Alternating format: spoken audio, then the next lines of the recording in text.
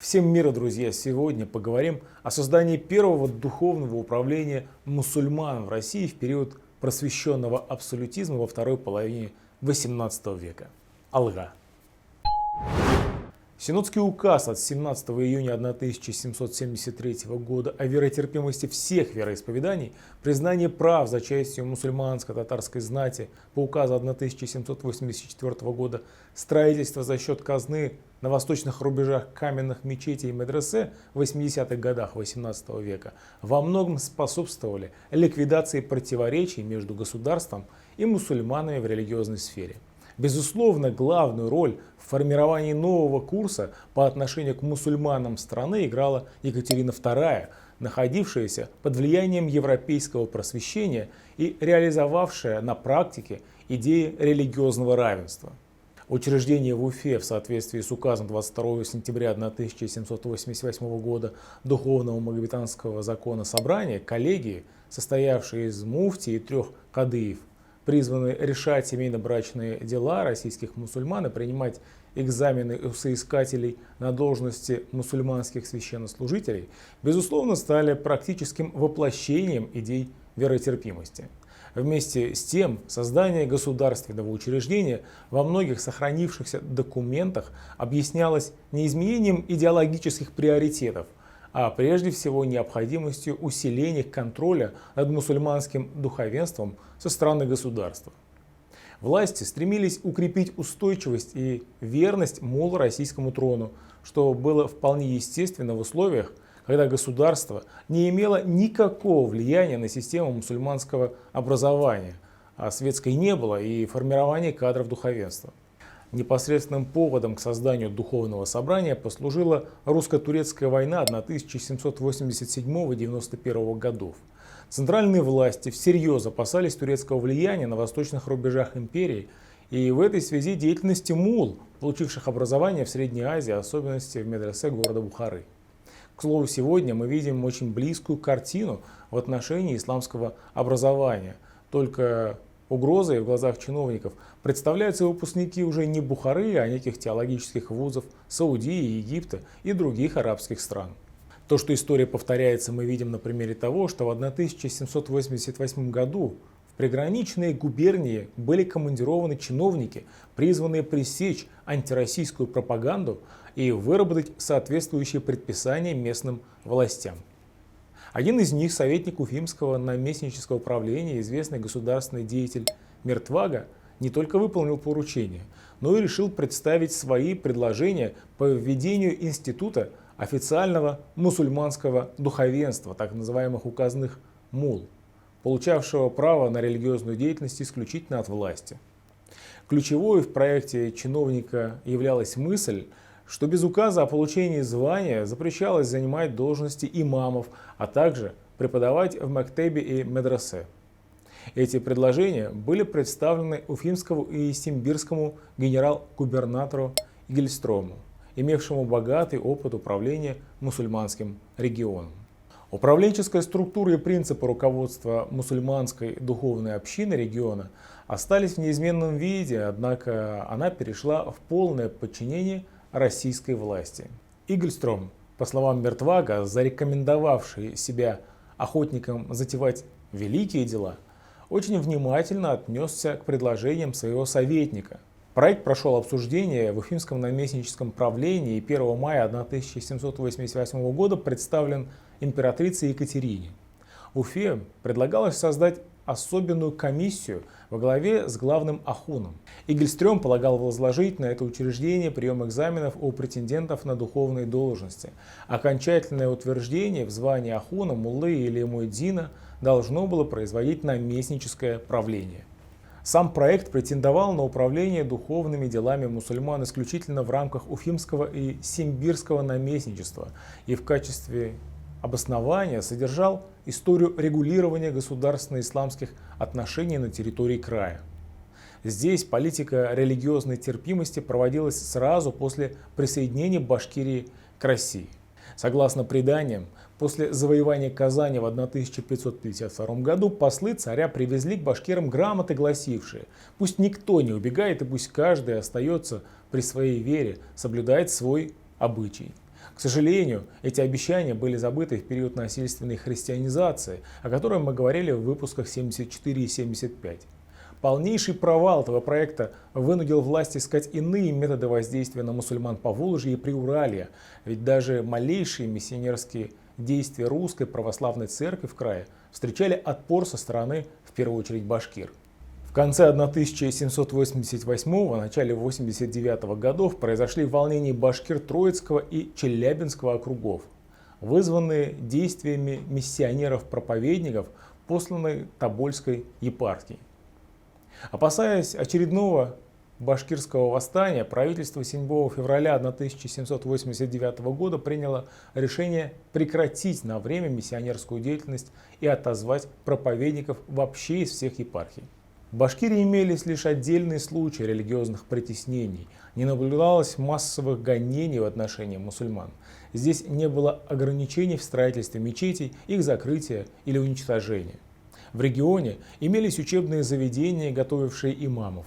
Так, центром по подготовке религиозных кадров стала Слобода Каргалы, Сиитовский посад, основанная в 40-х годах XVIII века. К моменту учреждения духовного собрания здесь функционировали 4 мечети и медресе.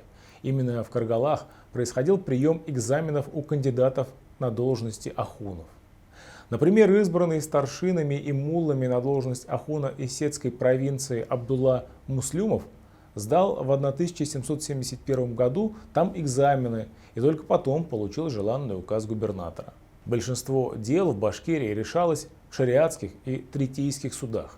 Однако нередко при вынесении тех или иных решений судьи, преимущественно ахуны или муллы, руководствовались не только правилами шариата, но и обычного права. Так, за неоднократные кражи виновных привязывали к конскому хвосту и пускали лошадь во весь опор. Предпринимая решительные шаги по монополизации права на уголовное преследование за тяжкие преступления, царское правительство оставляло нерусским народам альтернативные процедуры решения семейно-брачных, имущественных и мелких уголовных дел выборными судьями. В наказах Башкир и Тарханов Уфимской провинции депутатам уложенной комиссии от 23 марта 1767 года, предписанных старшиной Алибаем Мурзагуловым, предполагалось исключительное право старшин производить третейский суд по правилам шариата, а если старшины не разберут, то посылать ахунам. Составители наказа особенно настаивали на том, чтобы власти не вмешивались в разбирательство этих дел. Как видим, даже царскую власть термин шариат в ужас не приводил. Более того, находились варианты действенных параллельных механизмов использования светского и мусульманского права. В то же время власти констатировали ухудшение религиозной ситуации в крае. Это выразилось в том, что часть имамов приняли участие в крестьянской войне 1773-75 годов на стороне пугачевцев. Муллы Казанской дороги Сулейман и Салим Мустафин подписали письмо к Пугачеву о присылке пушек для похода на Уфу. Муллы Сибирской дороги Аладдин Бектуганов и Якуб Тлеумбетов, Адиль Бегашев командовали вооруженными формированиями восставших. Некоторые религиозные деятели попали в поле зрения администрации из-за действий, расходившихся, по мнению местной власти, с задачами общественной безопасности. Например, в 1785 году популярный среди башкирского населения муллы Габдрахим, возможно, что это известный религиозный просветитель Габдрахим Утыс-Имани и Егафар, подвергались судебному преследованию за пропаганду в городе Ахунов Троицкого уезда суфийского учения и за призыв к мятежу против неверных. После непродолжительного содержания в заключении муллы были выпущены на свободу. Они постарались вообще исчезнуть из поля зрения властей и покинули постоянные места проживания, причем Габдрахим с семейством направился в Кабул. В ходе переписки генерал-губернатора Эгельстрема с императрицей Екатериной II идея регионального масштаба переросла в проект централизации управления духовными делами мусульман всей страны. В территориальную компетенцию Уфимского духовного магометанского закона собрания вошли все губернии, кроме Таврической области. Мухаммеджану Хусаинову выпала честь стать первым муфтием, главой российских мусульман. Он принадлежал к авторитетному среди мусульман роду. Его дед Мансур Хазрат, первый из жителей Поволжья, поехал в Бухару, являлся автором книги Тарбакия Мансурия, написанной на персидском языке. Специальный указ о его назначении на должность последовал 22 сентября 1788 года. Еще задолго до этого события он попал в поле зрения российских властей. В 70-х годах XVIII века Хусаинов находился в Бухаре и Кабуле, где кроме обучения в медресе по заданию коллегии иностранных дел занимался сбором информации. После возвращения из-за рубежа служил офицером в Оренбурге. Визиты в Малый Джуз в сентябре того же года и в 1786 году принесли Хусаинову славу тонкого дипломата, способного благодаря личным качествам укреплять российское влияние в степи. Заслуги Ахуна были оценены администрацией. 12 ноября 1786 года Екатерина II послала рескрипт Игельстрёму, в котором говорилось, что за успехи в деле учреждения пограничного суда находившемуся при вас Ахуну Мухаммед Джану Хусейну прибавить еще по 200 рублей на год, соизволяя при том, чтобы он именовался в тамошнем краю первым Ахуном. Открытие духовного собрания произошло спустя год после указа Екатерины II, 4 декабря 1789 года. Задержка произошла в связи с необходимостью подбора помещений аппарата учреждения, а главное заседателей, которые в соответствии с указом должны были назначаться из мусульманского духовенства Казанской губернии. Духовное магометанского закона собрание было открыто в городе Уфе, в котором не имелось ни одной мечети и проживало в конце XVIII века всего несколько десятков жителей, исповедующих ислам. Однако Уфа стала надолго центром российских мусульман. При определении местонахождения духовного собрания учитывалось то, что Уфа была губернским городом с функционирующими здесь органами государственного управления и располагалась в центре обширного края с мусульманским населением. К тому же местные власти проявили инициативу в создании духовного учреждения. Оно пополнило ряды наместнических присутственных мест. Религиозное учреждение именовалось Уфимским духовным магометанского закона собранием, а в 1797 году в связи с преобразованием Уфимского наместничества в Оренбургскую губернию вместе с другими государственными учреждениями переехало в город Оренбург. С этого времени оно называлось Оренбургским духовным магометанского закона собранием. В конце 1802 начале 1803 годов духовное собрание возвратилось в Уфу. Для объяснения задач нового государственного религиозного органа Игельстрём проводил встречи с мусульманским населением. Однако оно по-своему понимало предназначение духовного собрания. Так, башкирские старшины выступили за свободу передвижения мусульманских священнослужителей. В феврале 1789 года на встрече с генерал-губернатором представители башкир и мишарей Верхнеуральского уезда заявили, что в христианской религии духовные чины ездят по селениям и смотрят за порядочным оправлением службы в церквах, чтобы их духовным позволено было ездить по их селениям для учинения народу о законе нужных толкований. Генерал-губернатор, придерживающийся мнения, что объезды мул наносят существенный вред общественной пользе, дипломатично отклонил предложение депутатов. Впоследствии на любое передвижение, как в пределах страны, так и выезд за рубеж, совершение хаджа, например, муллы получали разрешение от губернских властей. Более того, даже за небольшое отсутствие на своих местах они удалялись с должностей. На открытии духовного собрания 4 декабря 1789 года муфтий Мухаммеджан Хусаинов произнес речь, насыщенную философскими сентенциями и самыми лестными эпитетами в адрес российской самодержицы. Он призвал единоверцев хранить верность Екатерине II, быть всегдашними и ревностными назидателями общего блага и спокойствия. Муфтий Хусаинов сам вначале воспринимал духовное собрание как дипломатическое учреждение, проводившее российские интересы в Казахстане и Средней Азии, реализующее контрмеры по изолированию мусульманской уммы от эмиссаров соседних государств. Он и в благодарственном письме к императрице от 12 ноября 1789 года именовал себя киргиз-кайсакским муфтием. Уже в январе 1789 года он по настоянию уфимских властей послал в Орду письма с поучениями, выступая как духовный наставник. Он считал, что некоторые муллы, побуждающие российских мусульман выступить на стороне атаманской порты, ведут народы к гибели. Призыв к мусульманам сохранять спокойствие и подчиняться Российской империи основывался на том, что только она способна обеспечить рост благосостояния всех последователей мусульманских народов. Муфтий подверг жесткой критике действия врагов России, которые используют идею исламского единства для создания вооруженных конфликтов в стране. Правительство проявило заботу о материальном благополучии первого муфтия. Ему было назначено годовое жалование в размере 1500 рублей серебром и разрешено приобретать башкирские земли. Дело в том, что по существующим тогда законам духовные лица православного исповедования не имели права владеть недвижимым имуществом. Исходя из этого, губернский прокурор Тимашов полагал, что и для муфтия, высшего мусульманского иерарха, нет закона, по коему бы он имел право купить земли у башкирцев. Важнейшим направлением деятельности духовного собрания являлся разбор дел, связанных с семейным, брачным и имущественным правом мусульман. Религиозное учреждение выполняло функции высшей инстанции духовного суда. В правоприменительной практике оно руководствовалось своеобразным синтезом норм шариата и общероссийского законодательства. Норма творчества муфтиев и заседателей протекала под тщательным наблюдением вышестоящих органов. Под давлением властей духовное собрание принимало постановления, запрещавшие религиозным служителям применение тех положений шариата, которые явно противоречили законам российского государства.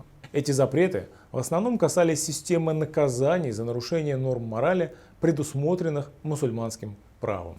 Одной из функций духовного собрания стал контроль за строительством и содержанием мечетей. Была взята в основу принятая еще в 1735 году практика выдачи разрешения на строительство мечетей гражданскими властями. Теперь в этот процесс вовлекалось и духовное собрание. Всякий мечеть построить желающий, чтоб носил на то позволение в духовном магометанского закона собрания, а оное, рассмотрев его просьбу и обстоятельства, оную оправдывающее представило бы о том наместническому управлению. В компетенции духовного собрания находился прием экзаменов у претендентов на религиозные и учительские должности. Школы должны были действовать при мечетях, содержание их при домах или других местах запрещалось. Первоначально предполагалось, чтобы в ведении духовного магометанского закона собрания состояли также все школы, и чтобы оно имело смотрение над производством преподаваемого в них учения. Первые годы функционирования духовного собрания были посвящены переаттестации ахунов, мул, имамов и муэдзинов. При этом правительство хотело значительно сократить количество духовных служителей путем отсева непригодных на экзаменах. Разумеется, не все религиозные деятели признавались соответствующим основополагающим принципам ислама получение религиозных званий от государства, к тому же христианского. Так известный мусульманский просветитель Габдурахим Ут-Азимани после возвращения из Средней Азии на родину в 1798 году отверг порядок назначения на должности, установленные в указе об учреждении духовного собрания. В поэмах «Подарок эпохи» и «Важнейшие проблемы эпохи» и других религиозных произведениях он подверг критике официальных мулл, а впоследствии неоднократно заявлял, что светские власти не должны вмешиваться в религиозные дела, а муллы, назначаемые по указу властей в результате испытания в духовном собрании, незаконны и более того являются врагами народа и ислама. С некоторыми оговорками можно сказать, что государственным структурам удалось таки взять под контроль мусульманское духовенство и повысить эффективность управления регионами с компактным проживанием мусульман. Во всяком случае, официальные указные муллы прочно утвердились в мусульманском обществе, и их роль неуклонно повышалась, так как именно они получили монопольное право на исполнение религиозных обрядов, брачно-разводные процессы, просвещение населения и предоставление образовательных услуг, преподавание в медресе. Остальные религиозные деятели, например, абызы, были вытеснены, их влияние на население постепенно сошло на нет. Мусульманское духовенство в целом стало оплотом власти, тем более ему было поручено осуществление ряда государственных функций. Ведение метрических книг, де-факто нотариат, участие в воинском призыве в армию и так далее. Другое дело, внутри обширной группы мусульманского духовенства по-прежнему находились люди, имевшие самостоятельные суждения по разным общественно-политическим и социальным вопросам. Безусловно, угроза крупных выступлений, нередко принимавших вооруженный характер, возглавляемых муллами, таких как Батырша, Мулла Мурат, заметно снизилась, однако и в XIX веке муллы периодически не только участвовали в антиправительственных выступлениях, но и становились лидерами протеста. Властям не удалось сделать духовное собрание одной из структур, ограничивающей численность мечетей и мусульманского духовенства. В течение 19 столетия количество мечетей в Оренбургской губернии увеличилось в 2 раза, а имамов и муэдзинов в 2,5 раза. Муфти и кадыи постоянно находились под подозрением в лоббировании интересов мусульманского духовенства. Все эти факторы заставляли власти неоднократно обращаться к вопросу закрытия или реформирования духовного собрания. Но этот вопрос по разным причинам постоянно откладывался. Друзья, обязательно ставьте лайки под этим видео, подписывайтесь на наш канал и пишите в комментариях ваше мнение о выпуске. С вами был Ринат Хабибуллин и Татары сквозь время. Ассаламу алейкум, сау булагыз и до новых встреч. Пока.